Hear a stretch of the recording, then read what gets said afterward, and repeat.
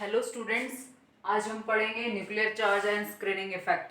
जो हमारे पास screening effect है यहाँ पर, उसको हमने यहाँ पर डिस्कस करना है कि किस पर्टिकुलर देखो क्या पढ़ना है, nuclear charge and screening effect. ठीक है, देखो हमने प्रीवियस लेक्चर्स में पढ़ा था कि ऑफ बोर रूल क्या होता है हमारा, ठीक है, हंस रूल क्या होता है, पॉली एक्सक्लूजन प्रिंसिपल क्या होता है। ये जस्ट 3 रूल हैं, बेसिक रूल। इससे तुम्हें ये पता चलेगा इलेक्ट्रॉन्स की फीलिंग कैसे करनी है, कैसे एम्पेयर पेयर कब करना है, कब किसी ऑर्बिटल में इलेक्ट्रॉन्स की फीलिंग करनी है। ठीक है, उसके लिए हमारे पास एक कंसेप्ट आता है, देखो ध्यान से। हमारे पास न्यूक्लियर चार्ज क्या होता है। न्यूक्लियस जो है सेंटर में होता है किसी भी एटम के। ये आउटरमोस्ट इलेक्ट्रॉन्स है हमारे पास, ये इलेक्ट्रॉन आउटरमोस्ट शेल चल रही है हमारे पास। ठीक है, ये 1s सेल होगी, ये 2s होगी, ये 2p होगी हमारे पास, और ये 3s सेल होगी। ठीक है, हमने एक जस्ट सिंपल से बताया है कि सबसे अंदर हमारे पास एटम के अंदर क्या होता है, न्यूक्लियस होता है। जो सेंटर में न्यूक्लियस होता है उससे जस्ट नेक्स्ट शेल क्या होती है हमारी, 1s 2s 2p और 3s। यानी इलेक्ट्रॉन सबसे पहले 1s में फिल किया जाएगा, उसके बाद इलेक्ट्रॉन सेकंड में 2s में, उसके बाद थर्ड और ये फोर्थ। ठीक है, अब ये 4 इलेक्ट्रॉन्स नहीं है, एक ऑर्डर में कितने इलेक्ट्रॉन होते हैं, 2, तो 2 इलेक्ट्रॉन फिल किए जाएंगे सबसे पहले इसके अंदर। ठीक है, ध्यान से देख लो। यहाँ पर सिंपल बेसिक कंसेप्ट ये बात करें कि न्यूक्लियर चार्ज क्या है। न्यूक्लियर चार्ज का मीन्स यहाँ पे है कि न्यूक्लियस का कितना अफेक्ट है किसी भी इलेक्ट्रॉन के ऊपर, दैट इज न्यूक्लियर चार्ज। ठीक है, तो न्यूक्लियस जो है यहाँ से इन इलेक्ट्रॉन्स को क्या करेगा, अपनी तरफ विड्रॉ करेगा। कौन सा फोर्स ऑफ अट्रैक्शन, न्यूक्लियस पे पॉजिटिव चार्ज, इस पे क्या होता है नेगेटिव चार्ज, तो इसमें क्या होते हैं कूलम्बिक फोर्स ऑफ अट्रैक्शन होते हैं, कूलम्बिक फोर्स ऑफ अट्रैक्शन होते हैं। तो कूलम्बिक फोर्सेस यहाँ पर होते हैं, अट्रैक्टिव फोर्स लगते हैं, क्योंकि न्यूक्लियस पे पॉजिटिव इस पे नेगेटिव चार्ज, तो अट्रैक्टिव फोर्स होंगे यहाँ पर हमारे पास। ठीक है, तो ये जो कूलम्बिक फोर्स ऑफ अट्रैक्शन होते हैं बहुत स्ट्रांग होते हैं जो इनरमोस्ट इलेक्ट्रॉन्स होते हैं उनके ऊपर। क्यों, क्योंकि यहाँ पर क्या होता है, ये इलेक्ट्रॉन जो है फिर इसके आगे आ गया, फिर इसके आगे आ गया, फिर इसके आ गया, तो आउटरमोस्ट जो इलेक्ट्रॉन है उसके अंदर कितने इलेक्ट्रॉन है, 3 इलेक्ट्रॉन है। तो ये इलेक्ट्रॉन क्या करेंगे, जो न्यूक्लियस का फोर्स ऑफ अट्रैक्शन है वो आउटर मोस्ट में कम होगा, क्योंकि बीच में क्या है, 3 इलेक्ट्रॉन प्रेजेंट है। ये जस्ट एक हाइपोथेटिकल कंसेप्ट बता रही हूँ मैं, ये नहीं कि यहाँ पे 3 इलेक्ट्रॉन होगा, इसमें 2 इलेक्ट्रॉन इसमें, 6 इलेक्ट्रॉन इसमें, तो 2 इलेक्ट्रॉन इसमें आएंगे, 2 इलेक्ट्रॉन इसमें आएंगे और 6 इलेक्ट्रॉन इसमें और 3 इसमें लास्ट इलेक्ट्रॉन। ठीक है, ये कॉन्फ़िगरेशन है हमारी। तो ये किसकी कॉन्फ़िगरेशन है बताओ पहले तो, देखो ध्यान से। 2 4 10 और एक 11, 11 किसका एटॉमिक नंबर होता है, सोडियम का, तो ये सोडियम की कॉन्फ़िगरेशन है। तो सोडियम की कॉन्फ़िगरेशन में जो है हमारे पास ये इलेक्ट्रॉन यहाँ पर भी है ना, तो इसमें तो 6 आ जाएंगे, 6 इलेक्ट्रॉन इसमें आ जाएंगे, तो इसमें बता ही दिए मैंने। ठीक है, अब देखो जो हमारा आउटर मोस्ट इलेक्ट्रॉन है इसके ऊपर फोर्स ऑफ अट्रैक्शन कम लगेगा न्यूक्लियस का। क्यों, क्योंकि बीच में क्या है, 3 इलेक्ट्रॉन प्रेजेंट है जो क्या करेंगे, प्रोटेक्शन करेंगे न्यूक्लियस के फोर्स ऑफ अट्रैक्शन की। ये बात ध्यान से देखो, कहीं पर आग जल रही है, ठीक है, कहीं पर भी क्या जल रही है, आग जल रही है, तो क्या होता है सर्दियों में लोग क्या होते हैं, आग के चारों तरफ बैठ जाते हैं, वो लकड़ियां वगैरह जला लेते हैं, उसके चारों तरफ बैठ जाते हैं। तो जो लोग आगे बैठे हैं उनको ज़्यादा हीट लगेगी, या फिर जो दूर खड़े हैं उनको ज़्यादा लगेगी। जो उस आग के पास यानी उस फायर के पास जो बिल्कुल फ्रंट में है, बिल्कुल उसके सामने है, उसके ज़्यादा हीट लगेगी, उनके पास ज़्यादा गर्मी आएगी, और जो दूर होंगे उनके पास कम जाएगी। तो वही तो हम कह रहे हैं कि सेंटर में न्यूक्लियस है, सेंटर में हमारे क्या आग है, तो उस सेंटर में न्यूक्लियस के सराउंडिंग में जस्ट सामने फ्रंट में जो इलेक्ट्रॉन्स होंगे उनके ऊपर फोर्स ऑफ अट्रैक्शन ज्यादा होगी, जो आउटर मोस्ट होंगे उनके ऊपर लेस होगी। यही तो बोल रहे हैं हम, क्योंकि उनका इफेक्ट कम जाएगा, क्योंकि बीच में क्या कर रहे हैं, ये जो इंटरवेनिंग इलेक्ट्रॉन है, बीच वाले जो इलेक्ट्रॉन, इनको क्या बोलते हैं, इंटरवेनिंग इलेक्ट्रॉन। ठीक है, तो इनको हम बोल रहे हैं इंटरवेनिंग इलेक्ट्रॉन। तो ये इंटरवेनिंग क्या कर रहे हैं, आउटर मोस्ट इलेक्ट्रॉन्स को बचा रहे हैं न्यूक्लियस के फोर्स ऑफ अट्रैक्शंस को। तो ये न्यूक्लियस इन वाले इलेक्ट्रॉन्स को खींच रहा है बहुत स्ट्रॉन्ग फोर्स से, लेकिन आउटर मोस्ट को खींच नहीं पा रहा है। क्यों, क्योंकि यहाँ पर क्या कर रहे हैं, प्रोटेक्शन कर रहे हैं, बीच में क्या कर रहे हैं, बैरियर का काम कर रहे हैं। ये इसके हिंदी में बोले तो ये इसको इसकी परछाई बन रहे हैं, तो ये इसके आगे खड़े हुए, तो इसको बोलते हैं स्क्रीन करना। यानी इस न्यूक्लियस को, इस इलेक्ट्रॉन को इन्होंने, इन इंटरवेनिंग इलेक्ट्रॉन्स ने क्या किया, प्रोटेक्शन किया है फ्रॉम अट्रैक्टिव यानी कूलम्बिक फोर्स ऑफ अट्रैक्शन से, इसको प्रोटेक्ट किया है, तो इसको बोलते हैं स्क्रीनिंग इफेक्ट है। इसको हम क्या बोलते हैं, स्क्रीनिंग इफेक्ट। तो स्क्रीनिंग इफेक्ट समझ में आया, स्क्रीनिंग इफेक्ट समझ में आया किसी को? अगर नहीं समझ में आया तो तुम्हारे पास एक कमेंट सेक्शन भी दे रखा है यूट्यूब वालों ने, तो उस कमेंट सेक्शन में कमेंट कर सकते हो कि तुम्हें ये टॉपिक समझ नहीं आया, तो मैं उसको दोबारा से रिपीट करूंगी। ठीक है, तो स्क्रीनिंग इफेक्ट क्या कहता है कि इंटरवेनिंग जो इलेक्ट्रॉन्स होते हैं, इंटरवेनिंग यानी बीच वाले इलेक्ट्रॉन्स, इंटरवेनिंग इलेक्ट्रॉन्स क्या करते हैं, प्रोटेक्शन करते हैं, या फिर ये बोल सकते हो स्क्रीन करते हैं, वो एक स्क्रीन का काम कर रहे हैं, बीच में क्या है, ये एक स्क्रीन का काम कर रहे हैं इसके लिए, ठीक है। तो इस तरह से आउटर मोस्ट इलेक्ट्रॉन को, ये इलेक्ट्रॉन क्या न्यूक्लियस से बचा रहे हैं अट्रैक्टिव फोर्स से, क्योंकि ये इलेक्ट्रॉन को फिर न्यूक्लियस खींचेगा ना, तो इसको बचा रहे हैं, स्क्रीन कर रहे हैं, बचा रहे हैं इसको। स्क्रीन द इंटरलाइनिंग इलेक्ट्रॉन क्या करते हैं, screen the outer most electron. Outer most जो इलेक्ट्रॉन होता है उसको क्या करते हैं, स्क्रीन करते हैं, तो इसी को क्या बोला जाता है, स्क्रीनिंग इफेक्ट, ठीक है। तो इंटरलाइनिंग इलेक्ट्रॉन क्या करते हैं, स्क्रीन करते हैं, बचाते हैं उसको, द आउटर मोस्ट इलेक्ट्रॉन को from Coulombic force of attraction. जो कूलम्बिक फोर्स ऑफ अट्रैक्शन होंगे उनसे क्या करते हैं, वो प्रोटेक्शन करते हैं, स्क्रीन करते हैं, इसको स्क्रीनिंग इफेक्ट कहा जाता है, ठीक है। तो ये जो न्यूक्लियर चार्ज आएगा सेंटर, जिस इलेक्ट्रॉन का जो न्यूक्लियर चार्ज होगा, मान लो इसके ऊपर ए न्यूक्लियर चार्ज है, लेकिन जो आउटर मोस्ट इलेक्ट्रॉन का न्यूक्लियर चार्ज होगा वो ए डैश आएगा, उस पर कम होगा। अगर इस पे 50 का चार्ज आता है तो इस पे बहुत ही ज्यादा लेस होगा, 50 नहीं आएगा, वो एटलीस्ट 30 हो सकता है, 40 हो सकता है न्यूक्लियर चार्ज, वो कम होगा। समझ में आ रहा है यहाँ डिफरेंस क्या है। तो इनर मोस्ट जो इलेक्ट्रॉन ये है, इसके ऊपर जो न्यूक्लियर चार्ज मान लो 50 है, ठीक है, लेकिन आउटर मोस्ट इलेक्ट्रॉन के ऊपर कितना है, 30 हो सकता है, 40 हो सकता है, लेकिन कम होगा। तो यहाँ पर इस पे जो न्यूक्लियर चार्ज आ रहा है दैट इज डिफरेंट, और इनर मोस्ट इलेक्ट्रॉन्स पे जो चार्ज है दैट इज डिफरेंट।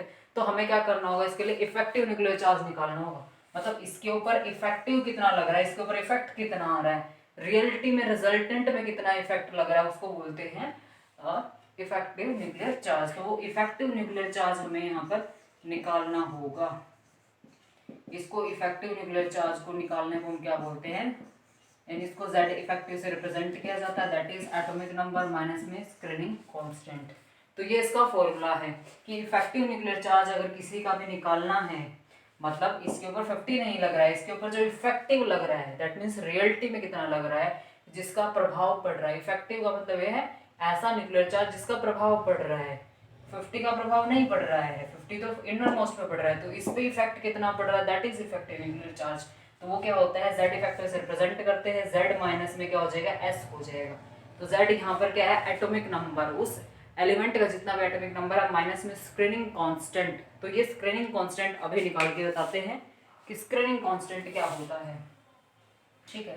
अब देखो ध्यान से, स्क्रीनिंग कांस्टेंट हमें निकालना होगा सभी के लिए, दैट इज डिफरेंट होता है। देखो ध्यान से अभी बताते हैं हम आपको, बहुत थोड़ा ही टॉपिक करना है आज हमें, ज़्यादा तो करना ही नहीं है, ठीक है। आप ध्यान से समझ लीजिए इसको। तो स्क्रीनिंग कांस्टेंट कैसे निकाला जाता है, स्क्रीनिंग कांस्टेंट, तो इसको बोला जाता है स्क्रीनिंग कांस्टेंट, एस से इसको रिप्रेजेंट किया जाता है, दैट इज स्क्रीनिंग कांस्टेंट। तो स्क्रीनिंग कांस्टेंट को निकाला इस तरह से जाता है कि इसकी वैल्यूज होती हैं, देखो 1s2 2s2 2p4, ये कॉन्फ़िगरेशन किसकी है, 6 और 2 8, 8 इलेक्ट्रॉन किसके अंदर होते हैं, ऑक्सीजन के अंदर। मान लो ऑक्सीजन की हमने इलेक्ट्रॉनिक कॉन्फ़िगरेशन दी, देखो ऑफ वो प्रिंसिपल रूल लग रहा है यहाँ पर। सबसे पहले जो लोवेस्ट एनर्जी ऑर्बिटल उसमें इलेक्ट्रॉन्स की फिलिंग की है, ये नहीं है कि इन इलेक्ट्रॉन्स को पहले हमने पी में डाल दिया, एफ में डाल दिया, इंक्रीजिंग ऑर्डर ऑफ एनर्जी में हमने इलेक्ट्रॉन्स को फिलअप किया, दैट इज ऑक्सीजन एटम, इसकी हम इलेक्ट्रॉनिक कॉन्फ़िगरेशन लगी, ठीक है। मान लो हमने 2p3 और 2p1, इसको हमने 2 पार्ट्स में तोड़ लिया, जस्ट इमेजिन, ठीक है। तो ये हमारे पास है, इसको हम ऐसे ड्रॉ कर देते हैं एक बार, ठीक है। देखो 1 2 3 और 4, चौथा इलेक्ट्रॉन ये है। तो चौथे इलेक्ट्रॉन्स की हम बात कर रहे हैं, तो ये जो पेयर्ड इलेक्ट्रॉन है दैट इज फोर्थ इलेक्ट्रॉन। तो इस फोर्थ इलेक्ट्रॉन का हमें स्क्रीनिंग कांस्टेंट निकालना है, स्क्रीनिंग कांस्टेंट निकालना है। स्क्रीनिंग कांस्टेंट निकालने के लिए वही हम बात कर रहे हैं। देखो जिस जिस ग्रुप में या फिर जिस सब शेल में इलेक्ट्रॉन प्रेजेंट है, तो उसके जो इलेक्ट्रॉन स्क्रीनिंग करेंगे वो करेंगे बाय 0.35। ये एक नंबर है, ये मतलब 0.35 से स्क्रीनिंग करेंगे, यानी इस सेल के, जिस सेल के अंदर इलेक्ट्रॉन प्रेजेंट है, ठीक है। और इस सेल के जो इलेक्ट्रॉन हैं हमारे पास, ये हो गए इसके, तो इससे जस्ट इनर वाली जो सेल है ये n-1 और ये हो जाएगी n-2 हो जाएगी। तो n-1 सेल देगी स्क्रीनिंग 0.85 का, ठीक है। और अदर कोई भी हो हमारे पास, अदर कोई भी हो, वो कितना देगी, 1 वैल्यू देगी। तो ये जो मैं आपको बता रही हूँ ना, ये मैं आपको भी दोबारा से बताती हूँ, ठीक है। तो इफेक्टिव न्यूक्लियर चार्ज निकालने के लिए हमें क्या चाहिए, स्क्रीनिंग इफेक्ट चाहिए, ठीक है। इफेक्टिव न्यूक्लियर चार्ज अगर हमें किसी का फाइंड आउट करना है, उसके लिए हमें सबसे पहले उसका एटॉमिक नंबर पता होना चाहिए, स्क्रीनिंग कांस्टेंट पता होना चाहिए। अगर किसी का भी Z इफेक्टिव यानी इफेक्टिव न्यूक्लियर चार्ज निकालना है तो उसके लिए एटॉमिक नंबर पता होना चाहिए। जैसे ऑक्सीजन का एटॉमिक नंबर क्या होता है हमारे पास 8 होता है, ठीक है। अब इसका हमने लास्ट इलेक्ट्रॉन का स्क्रीनिंग इफेक्ट निकालना है, इसका जो लास्ट इलेक्ट्रॉन है उसका हमने S निकालना है, स्क्रीनिंग कांस्टेंट निकालना है। तो ऑक्सीजन का एटॉमिक नंबर 8 है हमारे पास और स्क्रीनिंग कांस्टेंट S निकालना है। ये इसी के तो हम बात कर रहे हैं सारे। तो S को निकालने के लिए हमारे पास कुछ रूल्स हैं कि जो हमारा लास्ट इलेक्ट्रॉन है, जो हमारा लास्ट इलेक्ट्रॉन है, लास्ट इलेक्ट्रॉन के सेम ग्रुप के जो एलिमेंट हैं, यानी उसके सेम ग्रुप के बोल सकते हो या फिर ये बोल सकते हो कि सेम सब शेल के जो इलेक्ट्रॉन्स होते हैं, सेम सब शेल के जो इलेक्ट्रॉन्स होते हैं वो कितना स्क्रीनिंग देंगे, वो कितने से स्क्रीन करेंगे, 0.35 से वो स्क्रीनिंग करेंगे, ठीक है। समझ रहे हो। अब इसमें इस एक इलेक्ट्रॉन को छोड़ के कितने इलेक्ट्रॉन बचे, 3 इलेक्ट्रॉन, क्योंकि लास्ट इलेक्ट्रॉन का स्क्रीनिंग इफेक्ट तो हम निकाल रहे हैं, मतलब लास्ट इलेक्ट्रॉन को कितने नंबर से वो स्क्रीन कर रहे हैं, यानी कितना इफेक्ट उसके ऊपर डाल रहे हैं। तो लास्ट इलेक्ट्रॉन 2p1 ये 2p4 वाला है, फोर्थ इलेक्ट्रॉन है, उसके इंटरमाइनिंग इलेक्ट्रॉन कितना कितना उसको स्क्रीन कर रहे हैं वो हम निकाल रहे हैं।